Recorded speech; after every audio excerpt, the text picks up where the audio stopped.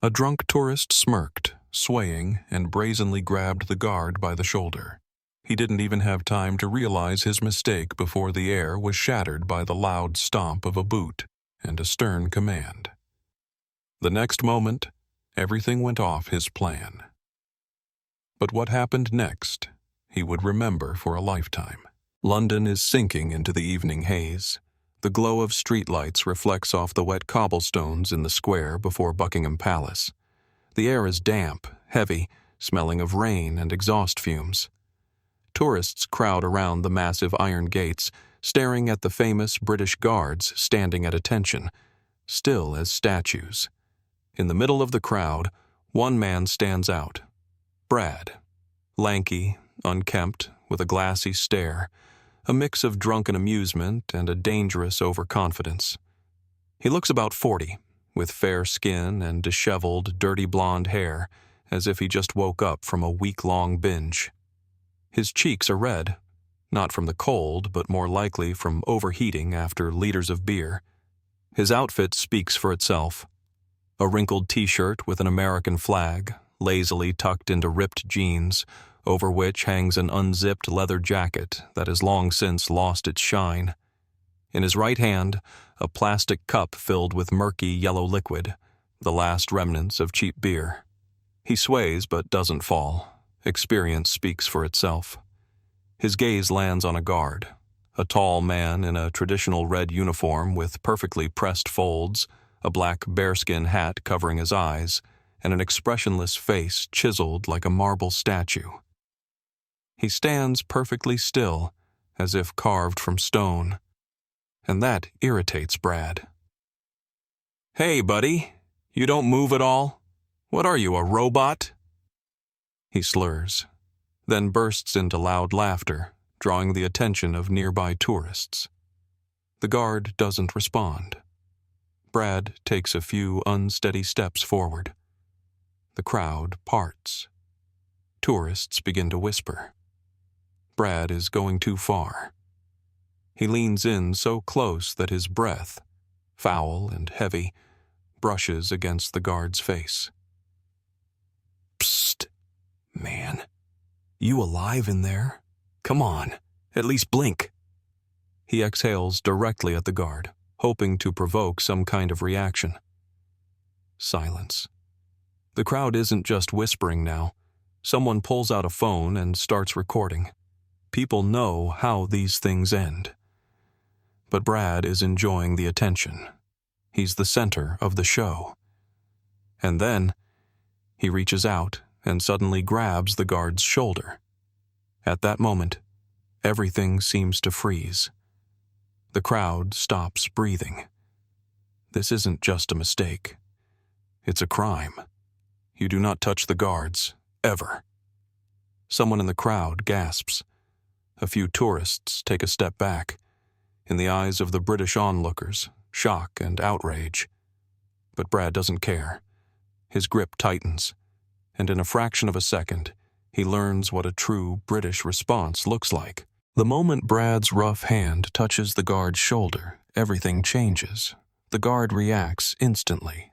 He takes a sharp step forward, shoving Brad back with a forceful push. Boom! The sound of his heavy boots slamming onto the pavement echoes through the square like thunder. His rifle with a bayonet snaps upward, not threateningly, but with precise, disciplined military efficiency. A warning. A line that must not be crossed. "Step back, sir." The voice is firm, like someone who is not used to being disobeyed. The murmur of the crowd vanishes. Up until this moment, it had felt like some kind of foolish street performance. But now, the atmosphere thickens with tension. Brad stumbles back. The plastic beer cup slips from his fingers, crashing onto the ground, spilling its murky contents over the wet cobblestones. The sour stench of cheap alcohol mingles with London's damp air. For a second, Brad freezes. He didn't expect this. His eyes dart around as if searching for support from the crowd, but instead, he's met with nothing but stunned silence. Heat rises through his body, The alcohol in his bloodstream clashes with a surge of adrenaline. The foolish excitement morphs into anger. This wasn't how he imagined it. In his mind, he was the star of the show. He was supposed to be funny, cocky, in control, to prove that these British mannequins were just a joke. But he doesn't look funny. He looks pathetic. And that infuriates him. He shakes his head sharply, as if trying to clear the drunken haze. His eyes darken. This is no longer a drunken stunt. This is personal. He straightens up, plasters a smirk onto his face, and lets out a loud, forced laugh. "Are you serious?" His laughter rings hollow. He glances at the crowd, seeking approval, but finds only cold, disapproving stares.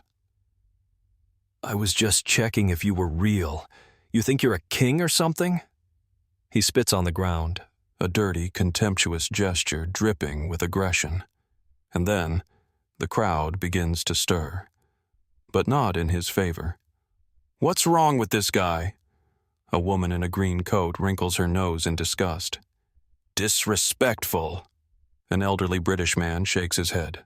Disapproval spreads like wildfire. A moment ago, he was just a drunk fool. Now he's a disgrace. But Brad doesn't care. He doesn't like being laughed at. He hates losing, and he sure as hell isn't backing down. He takes another step forward. His eyes glisten with reckless fury. His lips curl into a drunken sneer. His hand rises again. The crowd tenses. His fingers are inches from that pristine red uniform. He doesn't realize he just crossed the final line. Brad's fingers are just inches from the guard's uniform. His hand stretches forward, but before he can make contact, the situation explodes into motion. The guard reacts instantly. A sharp step forward, as if commanded. The heavy stomp of his boot slams against the pavement. Boom! The sound reverberates through the square, slicing through the silence. In the same instant, his rifle with its fixed bayonet swings upward, its metallic sheen catching the glow of London's evening lights. It's not a threat. It's a disciplined warning. "Stand back!" The guard's voice cuts through the air like a thunderclap. It is firm, commanding, coming from a man who is used to giving orders, not asking for compliance. The crowd freezes. People flinch. Some even gasp. A few instinctively step back, sensing danger in the air. Tourists stop merely filming.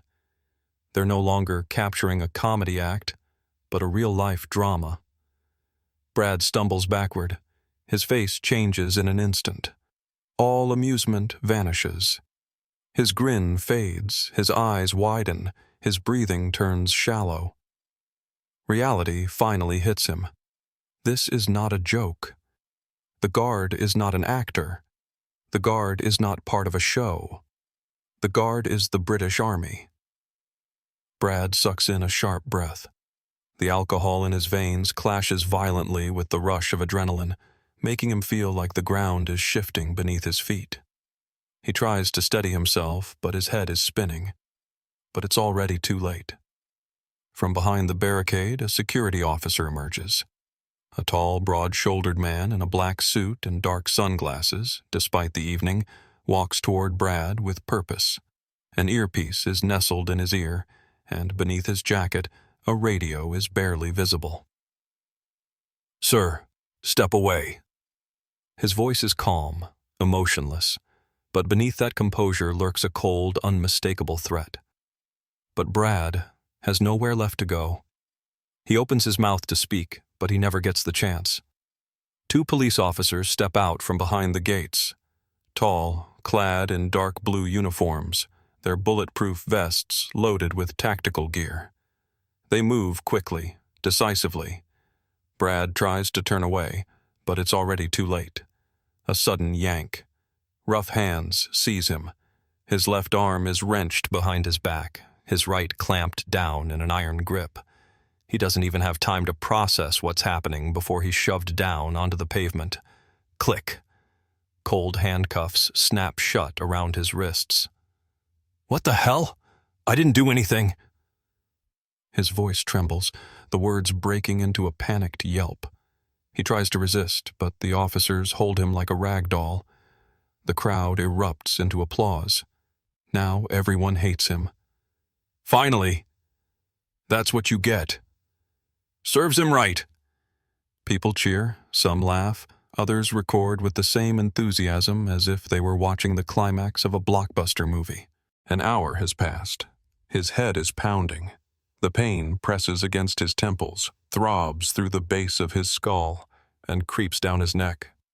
His mouth is dry, his tongue rough as sandpaper, coated in the stale taste of cheap beer and cigarettes that won't go away. His stomach churns.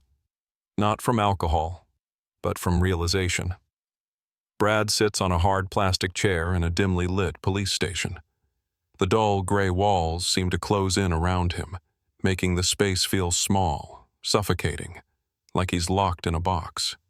The air is stale, thick with the scent of old coffee and cheap antiseptics, likely used to wipe down surfaces. He slouches forward, his head hanging low. His hands rest on his knees, fingers clenched so tightly his knuckles have turned white. He tries not to move, not to breathe too hard. Anxiety pulses dully in his chest. Behind the counter, a few feet away, sit two officers. They don't look at him. They don't acknowledge him. Their voices are low, casual, discussing the weather or last night's game as if he isn't even there. No one has told him what happens next, but he already knows.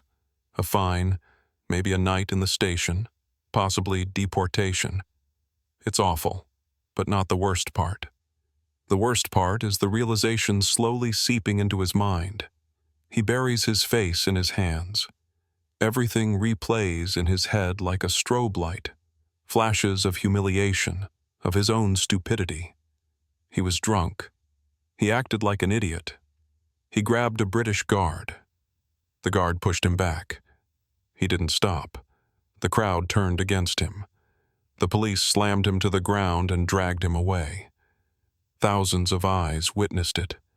Hundreds of people stood there, watching as he was humiliated. He can feel it in his skin. An hour ago, he was the one laughing, mocking, taunting. Now he's sitting here, crushed, broken, feeling the full weight of his own disgrace. He takes a deep breath and slowly lifts his head. Behind the counter, one of the officers pulls out his phone, glances at the screen, and smirks. His partner standing beside him leans in for a look. That him? Yup. They exchange a brief look, their smirks saying more than words ever could. Brad's stomach twists into a tight knot. He doesn't know exactly what they're looking at, but from their expressions, he already understands. Nothing good. Slowly, he raises his head. What? His voice is hoarse, dry, like he just crawled out of a desert. The officer doesn't bother answering. He just looks at him, with mild amusement, a hint of disdain. Brad gets it. It's everywhere, every moment. People will remember him, not as a tourist who came to London to see the sights, but as that idiot who grabbed a guard and instantly regretted it.